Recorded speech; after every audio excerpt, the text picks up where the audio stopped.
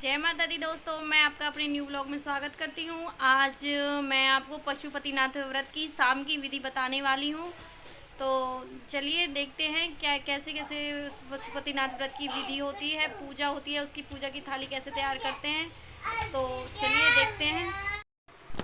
तो ये है हमारी पशुपतिनाथ जी व्रत की थाली। इसमें ये पंचामृत है। इससे सबसे पहले हम भगवान को स्नान कराएंगे, फिर शुद्ध जल से इसको भगवान शिव को स्नान कराएंगे और फिर हम उसके बाद ये हमारा जो शुद्ध जल है उसी से भगवान को नहलाते हैं। और ये हलवा है, इसके हम 3 भाग मंदिर में जाके ही करेंगे। देखो हमने साइड में दोनों भी रख रखे हैं। ये हमने 6 दीपक लिए हैं। 5 दीपक हम भगवान शिव के सामने ही जलाएंगे, लेकिन 1 दीपक हम घर वापस लेके आएंगे। वो हम अपने घर के दरवाजे पर वापस आके जलाते हैं। और इस तरह से कुछ होती है हमारी पूजा की थाली। और बाकी जो सारी सामग्री है वो सुबह की रखी हुई है। इसमें बेलपत्री भी चाहिए होते हैं, लेकिन बेलपत्री हम मंदिर में से ले लेंगे अगर मिलते हैं तो। और अब हम पहुंच चुके हैं मंदिर में। यहाँ मैं भगवान शिव को पूज रही हूँ और उनको चढ़ा रही हूँ। मैं उनको पंचामृत से स्नान करा रही हूँ। पंचामृत से स्नान कराने के बाद हम उनको शुद्ध जल से स्नान कराते हैं, जो मैंने आपको अभी दिखाया था। इसमें हम दूध भी डाल सकते हैं, मैं दूध डालना भूल गई थी। इसमें गंगा जल है और दूध डाल लेते हैं तो और अच्छा रहता है। और यहाँ अभी मुझे यहाँ अभी पत्री नहीं मिले थे तो मैंने स्नान करा दिया है भगवान को पानी से, जो भी हम लेके गए थे गंगा जल, और उसमें सिंपल जल मिलाया हुआ था। इसके बाद हम भगवान को ये जो जलाधारी होती है उसके नीचे अपना बर्तन जो भी ले जाते हैं वो रख देते हैं, जिससे स्नान कराते हैं। उसमें जो जल आ जाता है वो बहुत ही अच्छा माना जाता है। उसे हम अपने घर ले आते हैं और उसको अपने घर में छींट देते हैं। ये मैं लाल चंदन लगा रही हूँ भगवान शिव को। तो ये लाल चंदन भगवान शिव को अर्पित कर दिया है। ये दक्षिणा है, अब मैं दक्षिणा अर्पित कर दूँगी। और अब उसके बाद मैं बैठ गई हूँ। यहाँ जलाधारी जो अब दिखाई जा रही वो जलाधारी थी, इसी में से जल नीचे जाता है। इस जल को अपने घर लाना चाहिए।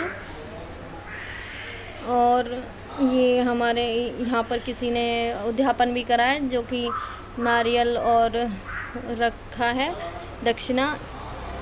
बाकी यहाँ पे मैंने 3 हिस्से प्रसाद के करके रख दिए हैं, ये रखे हैं जो।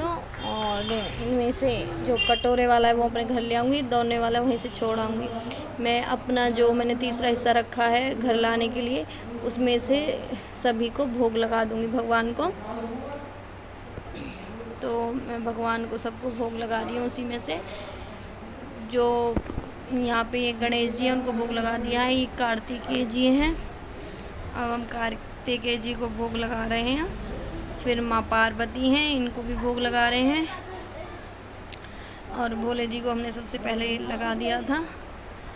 और अब हम नंदी जी को भी भोग लगा दिया है। अब हम भगवान शिव के चरण छू रहे हैं। ये जलाधारी है, ऐसा माना जाता है कि यहाँ भगवान शिव के पैर होते हैं तो उनको हमें दबाना चाहिए। तो वही मैं कर रही हूँ। और अपनी मनोकामना बोलनी चाहिए, जो भी आप भगवान से मांग रहे हैं, जिसके लिए अपने अनुष्ठान रखा है। ये जलाधारी में से जो पानी आता है हमें अपने ऊपर से वारना चाहिए। ये बहुत अच्छा माना जाता है, इसे भगवान शिव का आशीर्वाद समझना चाहिए। अब मैं भगवान की परिक्रमा लगाते हुए सभी भगवानों के पैर छू रही हूँ। ये सभी के, और ये माँ पार्वती हैं, इनके भी पैर छूऊंगी। और यहाँ हमारी परिक्रमा हो जाएगी पूरी। भगवान शिव की, जहाँ हम भगवान शिव को नहलाते हैं वहाँ से हमें उसको पार नहीं करना चाहिए। जहाँ पे नाली होती है, जहाँ से पानी जाता है भगवान शिव का, ये जो है इनसे मेरा पैर छू गया था, तो किसी से भी पैर नहीं छूना चाहिए। अब मैं भगवान को धूप लगा रही हूँ। ये मैंने भगवान को धूप लगा। शिव की पूजा करने के बाद मैं यहाँ दर्शन करने आ गई हूँ। शनिदेव महाराज हैं, बजरंगबली जी हैं, यहाँ आगे श्री सीताराम लक्ष्मण जी और बजरंगबली जी हैं। यहाँ पे ये राधा कृष्ण जी हैं, ये विष्णु भगवान और लक्ष्मी जी हैं। और यहाँ पर शंकर भगवान जी की भी प्रतिमा है। यहाँ माँ दुर्गा की प्रतिमा है और इसके आगे ये गणपति जी की प्रतिमा है। अब हम मंदिर में से वापस जा रहे हैं, तो भगवान की तरफ पीठ करके कभी भी नहीं निकलना चाहिए मंदिर से। भगवान की तरफ मुँह करके ही वापस जाना चाहिए। अब मैंने भगवान शिव के लिए व्रत किया था, तो मैं फिर से भगवान शिव से प्रार्थना कर रही हूँ।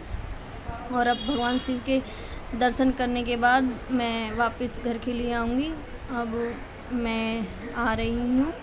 अगर आपको हमारा वीडियो अच्छा लगा हो तो हमारे चैनल को लाइक करें, शेयर करें, सब्सक्राइब करें। अब हम मिलते हैं आपसे कल। जय माता दी, श्री शिवाय नमस्तुभ्यं।